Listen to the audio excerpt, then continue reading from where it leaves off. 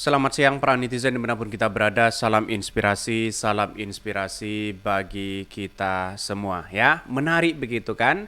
Dari Koalisi Perubahan Anies Baswedan ya mengatakan lembaga survei ya ke lembaga survei ya tolong tempatkan Amin di nomor 3 terus.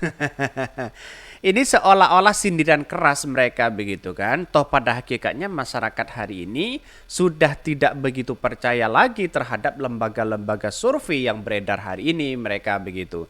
Jadi artinya apa? Artinya percuma. Mau ditempatkan nomor 1, 2, 3 itu percuma. Sama halnya. Semuanya yang menilai itu adalah hak rakyat. Sedangkan hak rakyat hari ini ya kalau kita lihat di jalanan lebih mengarah kepada Anies Caimin. Perubahan yang digaungkan dan perbaikan yang digaungkan maka diterima. Karena masuk akal mereka begitu dibandingkan dengan ya gagasan Pak Ganjar dengan ya Pak Prabowo di situ begitu. Karena nampaknya hari ini masyarakat agak bosan dengan situasi politik ya bagi kubu mereka, maka alternatif yang paling utama itu adalah Anies Caimin ini mengingat mereka begitu. Mengapa saya katakan seperti itu? Ya, pertama dengan gagasan yang ada, terus kemudian dengan prestasi yang ada, dengan pengalaman yang ada bagi Anies Caimin itu sudah rasanya ya masyarakat percaya ya terhadap calon presiden Anies Baswedan dan Caimin. Dan bahkan Caimin mengatakan silahkan tempatkan lembaga survei di urutan ketiga katanya begitu ya. Saking apa coba ya? Saking bosannya lembaga-lembaga survei yang selalu otak-atik sana sini mereka begitu.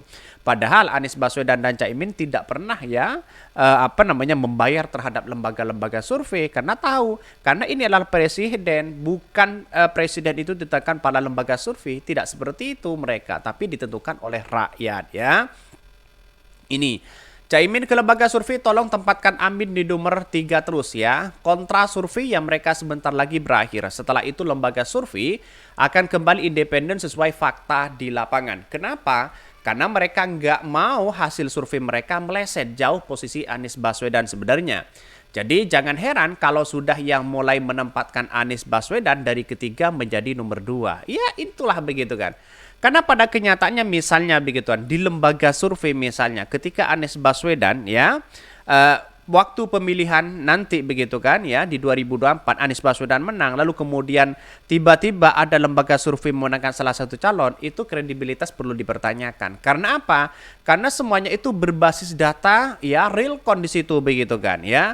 Kalau quick count itu kan sudah melihat perhitungan dari KPU bagaimana yang sebenarnya. Karena pada kenyataannya ya quick count hitungan cepat di media sosial itu lebih cepat mereka dibandingkan dengan ya quick count yang kemudian ada di KPU di situ begitu. Maka orang akan berbondong-bondong, lembaga-lembaga survei berbondong-bondong. Ya di mana kalau Anies Baswedan menang tiba-tiba palos lain yang menang di lembaga survei itu kan kacau mereka begitu kan. Jadi artinya masyarakat kan sudah paham ya ini. Betulnya biar dua belah di sana tidak merasa terganggu oleh Amin ya. Makanya bayar dong ya agar bisa nomor 1. Ngapain kita harus bayar? Tidak penting juga begitu kan. Keinginan masyarakat itu ya sesuai dengan hati nurani masyarakat. Bukan hati nurani pesanan para lembaga survei begitu. Ibarat ya kata lu tonton ini ya atau nggak mungkin lah juara dan terancam degradasi ya terus ngomong ke FIFA tolong tempatkan Luton di juru kunci terus ya itu bukan seperti itu begitu kan ya karena kan masyarakat kan sudah tidak begitu percaya terhadap lembaga survei silakan mau survei apapun ya kata Caimin di situ. Sebenarnya di lapangan survei itu tidak pernah ada angka-angka yang dimunculkan oleh lembaga survei itu sebenarnya cuma karangan semata. Bisa saja seperti itu begitu. Tapi pada kenyataannya lembaga-lembaga survei itu kan hanya dijadikan bisnis begitu kan ya. Kata Anies Baswedan, lembaga survei juga cari makan, cari nafkah di situ begitu. Itu tamparan keras sebenarnya. Bahkan ya Caimin mengatakan ya lembaga survei tolong tempatkan Amin terus ya nomor 3 terus katanya. Bahkan calon presiden yang nomor urut 1 Muhaimin Iskandar atau Caimin yang meminta lembaga survei untuk selalu menempatkan dirinya dengan capres Anies Baswedan di posisi 3 dalam rilis survei. Menurut Caimin posisi ya underdog akan membuat pasangan Amin ya Anies Muhaimin dianggap tidak membahayakan oleh kontestan lain di Pilpres di 2024. Kalau kita dihitung underdog itu maka cenderung tidak akan menganggap membahayakan ya kayak sekarang. Saya tidak membahayakan siapapun karena semua survei menyatakan posisi saya nomor 3. Ya, kata Imin dalam acara ya Indonesia Milenial Generasi Z itu. Jadi tolong lembaga survei letakkan kita di nomor 3 terus supaya Pak Prabowo sama Pak Ganjar ya lengah imbuhnya dia begitu kan. Iya, betul juga mereka begitu kan. Karena pada kenyataannya kalau 1-2 saling cakar-cakaran mereka, masyarakat sudah muak dengan kontestasi politik hari ini, satu memenangkan, satu kalah, satu memenangkan dan sebagainya, semuanya ingin menang dan sebagainya, maka alternatif ya masyarakat di situ ya memilih Anies Caimin. Bayangkan begitu kan ya. Maka saya kira dari pendukung-pendukung mereka akan kembali kok mendukung Anies Baswedan. Akan buktikan aja nanti begitu. Karena pada kenyataannya ya masyarakat sudah paham bahwa realitas politik hari ini antara Gibran ya dengan Prabowo Gibran dengan Ganjar Mahfud di situ seolah-olah ya saling sindir ya sana sini ya cari pertolongan sana sini. Anies Baswedan ya santai-santai aja fokus kepada masyarakat di situ. Sedangkan Anies Baswedan fokus ke masyarakat bersama rakyat, mereka masih cakar-cakaran begitu kan. Seolah-olah memenangkan di sana di sini, bahkan lembaga survei di situ sudah sudah menyatakan setiap pekan ya menang inilah menang itu dan sebagainya begitu.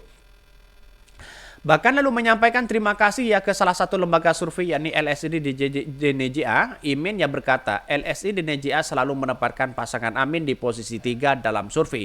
Makanya saya terima kasih ke LSI di NJA yang selalu menempatkan saya di nomor 3 terus. Soalnya setiap minggu keluarin survei meletakkan Amin di nomor 3 terus. Enaknya ya di posisi underdog tidak ada beban. Kita jalan, tahu-tahu menang ya katanya begitu. Menang benar juga begitu kan. Tidak ada beban, kita harus membayar terhadap lembaga survei sana sini, sponsor terhadap lembaga survei. Anies Baswedan santai-santai aja nomor 3 tiba-tiba menang begitu kan ya. Di mana letak logikanya lembaga-lembaga survei? Wow. Di situ kan sudah jelas begitu kan ya, lembaga survei yang kredibel atau tidak begitu. Sebelumnya LSI NJA mencatat periode November 2023 elektabilitas pasangan Prabowo Gibran ya Gibran Raka Buming Raka ya tetap kokoh berada di posisi puncak mengalahkan pasangan Ganjar Pranowo Mahfud dan Anies Baswedan Muhaimin. Peneliti LSI NJA ya Al-Farabi begitu mencatat elektabilitas Prabowo Gibran sebesar 40,3%, kemudian disusul oleh Ganjar Mahfud 28% dan Anies Baswedan 20%. Kalau 40% ya lantik aja mereka begitu kan ya. Pada kenyataannya kita lihat saja ya orang yang masih belum menentukan itu masih 10% di situ begitu. Artinya apa? Artinya selama ini kok bisa lembaga-lembaga survei bisa 40% begitu kan ya. Apakah nanti kemenangannya Pak Prabowo apakah menang telak di situ? Saya kira bisa menang satu putaran lah, tapi saya tidak mungkin Prabowo itu menang satu putaran begitu. Justru Anies lah yang kemudian ya menang satu putaran di situ. Mengapa? Karena pada hakikatnya realitas di masyarakat itu lebih mengarah kepada Anies Baswedan dibandingkan dua calon lainnya begitu kan.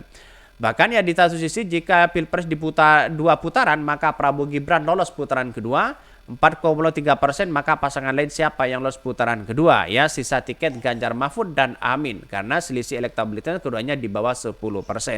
Nah, itulah pada hakikatnya di framing seperti itu kepada opini-opini publik di situ pada kenyataannya saya kira tidak ada dampaknya sebenarnya karena pada kenyataannya lembaga-lembaga survei itu dampaknya tidak mungkin nyampe 1% di situ. Karena apa? Karena masyarakat sudah bosan kepada lembaga-lembaga survei yang beredar hari ini karena pada kenyataannya ngapain percaya terhadap lembaga survei ya atau pada akhirnya lembaga survei kok masih dibayar kan begitu logikanya ya. Mungkin itu yang kami sampaikan, tonton terus channel Hodari Podcast Rakyat ini kan ada berita-berita menarik dan viral setiap harinya. Salam para netizen, salam inspirasi bagi kita semua. Jangan lupa di subscribe channel YouTube Hodari Podcast Rakyat ini.